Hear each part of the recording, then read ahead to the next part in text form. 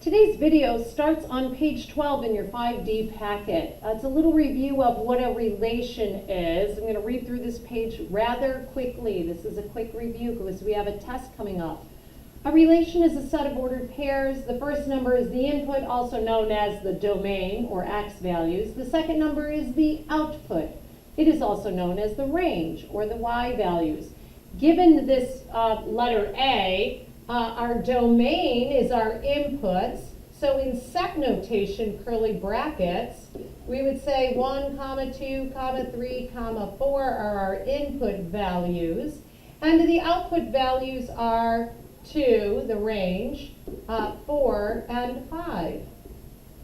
And this looks like it's a many-to-one relation, which we know is a function. Letter B, however, let's see, our domain would be our input values, 1, 2, 3, and 4.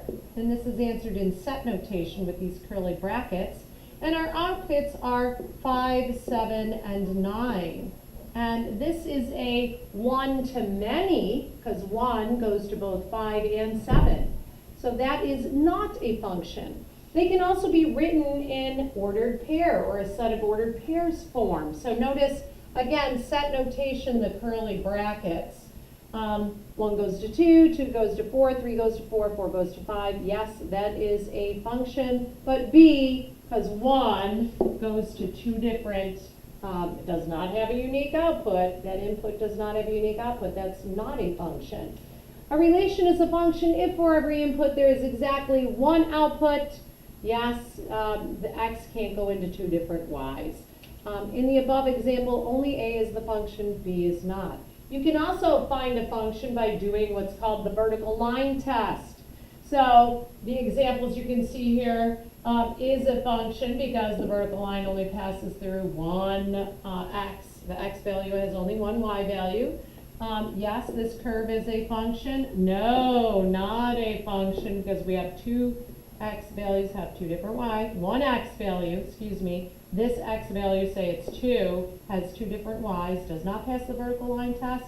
And this very unique function here also hits several times, so several outputs for a single input. Function notation, f of x. If you have an equation that is a function, you can name it the function f using the notation f of x. It does not mean f times x. The function y equals 3x squared plus 2 has a solution x and y, an ordered pair. In function notation, so we can replace the output y with f of x. Still the same formula, y equals 3x plus 2 has a solution now of x and the function's value at that x and the function's value at that x. So in example number 1, we're evaluating. So we're substituting in the function's value when x equals -2. Well, that's very easy. We're just going to do 2 times -2 minus 3, which is going to give us -7. And in g of x, yes, we can use any letter. It could be h of x, k of x, l of x. It's usually f of x and g of x. Those are the 2 common. G of x equals -5x when x equals 0. So we're going to substitute in x equaling 0 to find the value of g's function when x is 0. Well, we all know when we multiply by 0, our 0 property tells us that our g of x, the function's value when x is 0, is 0. Our f of x, when the function's value was -2, equals -7. So number 3, what is the function's value of x when the function is 7 minus 3x, when the x's equal 4, -1, and 7? Okay, so f of x equals 7 minus 3x, so I'm just going to substitute in first 3 times 4, so that's -12. So our f of x's value would be -5. When x is -1, we get the function at x equals 7 minus 3 times -1. So we get positive 3 there, negative 3 times negative 1. 7 plus 3 is? Yes, the function's value when x is negative 1 is 10. And the function's value when x is 7 would be 7 minus 3 times 7, or 7 minus 21, which would give us our value would be negative 14. G of x. I'm going to leave you to do this one. Try this one on your own, number 4. Substitute in negative 2 for that x, and then negative 1 for that x, and then 0 for that x. And write it as g of x, please. So graphing these, yes, our x-axis is still x, but now our y-axis is called f of x, the function's value at x, the output, basically. How do we graph this? Well, yes, it's y equals function form. Yes, a linear equation is a function.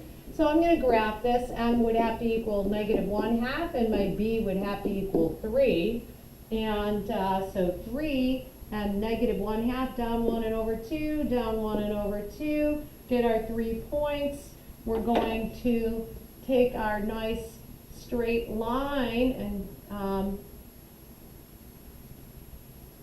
graph this. Keep going out a little bit here. And of course we have to have arrows on our line, right?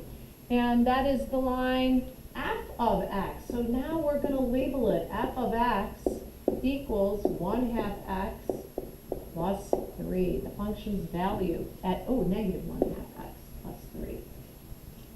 Ooh, I take that one off the screen, but you can write it on your paper. And then f of x is 2x minus 3. Well, our m is 2 and our b is negative 3. So we're going to start on the y-axis at negative 3 and go up 2 and over 1, up 2 and over 1, and take our handy dandy line drawing tool here. And I'm scouting out and looking, figuring out up 2 and over 1 every time, following that same constant rate of change. And f of x is now 2x minus 3. And so we always write our equations on our lines when we graph them. So find the slope, last thing here, find the slope of the function given this information. Find the slope. Well, this is our x, this is our y, this is our x, this is our y. F of x, remember, that's x, and the output is the y value there. So our slope is delta y over delta x. Changing our y values, well, 5 minus negative 3 over changing our x values, negative 2 minus 2. Well, 5 minus negative 3, add the opposite. We're going to get 8, and negative 2 minus 2 will give us negative 4. So the slope here is negative 2. In number 8, here's our x, here's our y, here's our x, here's our y. So our slope is delta y over delta x, y sub 2 minus y sub 1. So 8 minus negative 1 over our x values of 3 minus 6. And we're going to get the opposite. We get 9 over negative 3. So this has a slope of negative 3. And we're going to do function notation in class tomorrow. That's it for today's video.